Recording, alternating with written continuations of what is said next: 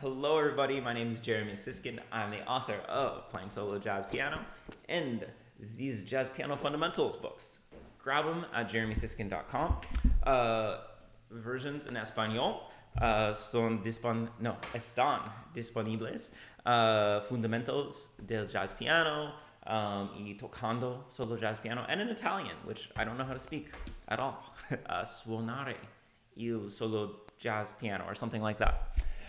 Anyhow, I want to talk not about languages, but about Chick Corea. And in particular, I want to talk a little bit about his use of two scales. And I've been thinking a lot about these scales, the octatonic and the pentatonic scale. These are not new. Probably if you've been studying jazz, these are two pretty important scales. But I wanted to focus in on this one Chick Corea lick. And I have a theory about why it's cool, and I think it tells us a lot about Chick Corea's style. So we're going to go on a weird journey together. I hope you're ready. So the lick that I want to show you is from Matrix. Thank you, Open Studio, for this transcription of Matrix. I never wrote my transcription down. So you can see where it starts in the highlight in the red. It goes... I just love that so much. So...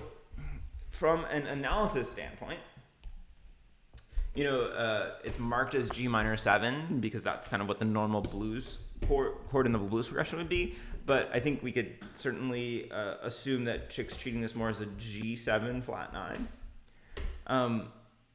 And I would say that this is from the G half whole octatonic.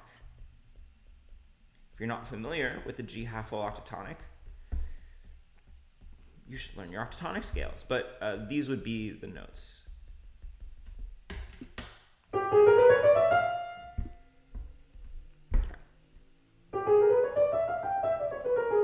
So that's the scale that has the D, B, A flat, G. And then starting here, in my little black notches, it's just down a half step. And this chord's marked C7. I think C7 is very possible, or since we're going down a half step from G, we could call it G flat 7. Those are tritone subs for each other.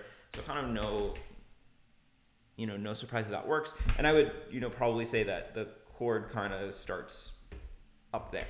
Okay. And so we're transposing exactly down a half step. So we could say that this is from the G flat octatonic, which happens to have the same notes as the C half whole octatonic. So let's just keep this simple.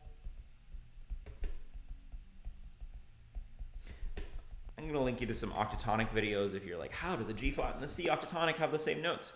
Any octatonic scales that are related by minor thirds are all going to have the same notes. So G flat, A, C, they're related by minor thirds. This is a symmetrical scale. It's going to have the same notes.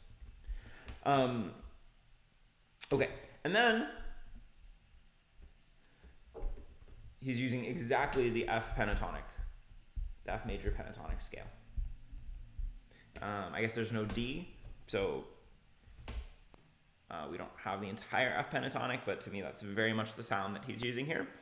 And before we kind of talk more about these scales and why I think this is interesting, I want you to notice some things about this phrase that don't have to do with scales.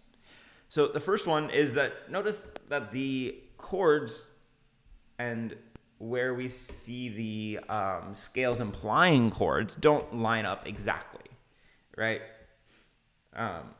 Okay, we start this G7 on beat 1, but then we start the C7 on beat 4. Oh no, I lost it. Coming back. And then we start the F pentatonic, which of course implies some sort of a F major, F7.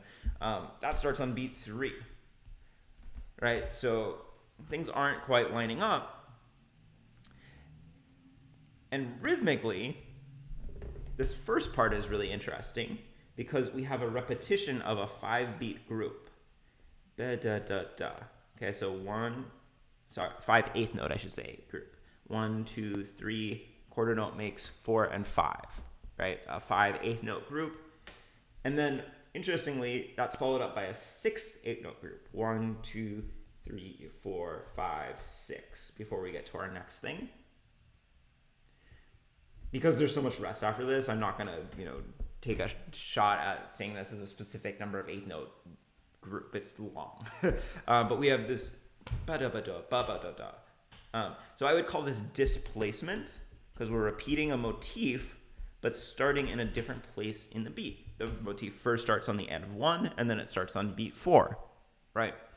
I'm talking about this measure here. I know I've got a lot of ink on the page now, but it starts on the end of 1, 1. Okay. And even though we're changing scales in the middle of this, right? We've got 3 different scales, 2 octatonic in different keys and 1 pentatonic. We do have this incredible through line, which is formed by the top note. And in fact, we could even argue the first 2 notes of each phrase make a melody. So the first note of each phrase is D, D flat, C. Right, the end of 1 is the D, B4 is the D flat, and then the next measure is a C. And then the second note of each phrase is B, B flat, A. We could even, if we really wanted to go crazy with analysis, we could say that the very last note of each phrase connects, right? G, F sharp, connecting to F. So there's this real kind of logic here that is a glue that holds everything together. I know, it's a lot. So here we go. Just listen to it a couple more times. I'll give you harmonic context.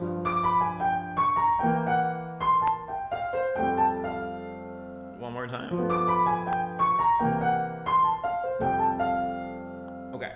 Now let's get back to the scales, because what fascinates me about this part is that it feels tight. That feels very tight to me. Of course, we transpose it down a half step, it still feels very tight. And then that feels wide open. So I want to look at why there's a very different feeling between these 2 scales.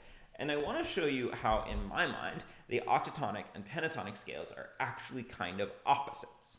They don't really share a lot of aspects in common, but I'm going to try to convince you that these are 2 opposite scales. I know, it's a weird journey. So the pentatonic scale, besides having, obviously, the basics are 5 notes, 8 notes. But the pentatonic scale is defined by an absence of 2 types of intervals: half steps, or minor seconds, and tritones, or diminished fifths. In fact, if you select any 3 notes and they have no half steps and no tritones, you're almost certain that they're going to be part of a pentatonic scale, right? Let's play this game. Okay, so C, D, and I was going to do A flat, but that's a tritone. How about A? That's no half steps, no tritones. These are all part of the C pentatonic scale, right? How about C, E flat, and A flat? These are all part of the A flat pentatonic scale. How about C, E, and let's see, I was going to do B flat, but that's a tritone. I was going to do B, but that's a minor second with C. So how about F sharp? No, that's a tritone. Can't do it. How about G? Those are all part of the C pentatonic scale, right? There is one exception, which is that if you use all major thirds, like C, E, A flat, then those are not going to be part of a pentatonic scale together. So that's the one exception. But other than that, if you come up with any 3 notes, no half step, no tritone, you're almost certain to be part of the pentatonic scale. On the other hand, the octatonic scale is largely defined by the presence of half steps and tritones. And if you organize 3 notes with half steps and tritones, you're likely going to come up with something that's part of an octatonic scale. So for instance, C, D flat, and G flat, half step plus a a tritone between the C and the G flat, those are part of the C half octatonic scale. Or how about C, D flat, and G? That's a tritone between these two. Still part of the octatonic scale. How about C, F sharp, tritone there, and G? Besides sounding like The Simpsons, those are a part of the C octatonic scale. Or even C, F sharp, and then go down to F. Those are going to be a part of the C whole half octatonic scale. So these are not exactly opposites, but I think there actually is this kind of really opposing factor. The pentatonic scale is defined by an absence of half steps and tritones, whereas the octatonic scale is defined, among other things, by the presence of half steps and tritones. Okay, and what this amounts to is two very opposite sounding scales. So when we come back to Chick Corea's lick here, it's not just interesting because it uses the octatonic scale. It's not just interesting because it uses the pentatonic scale, but it's interesting because it juxtaposes those two.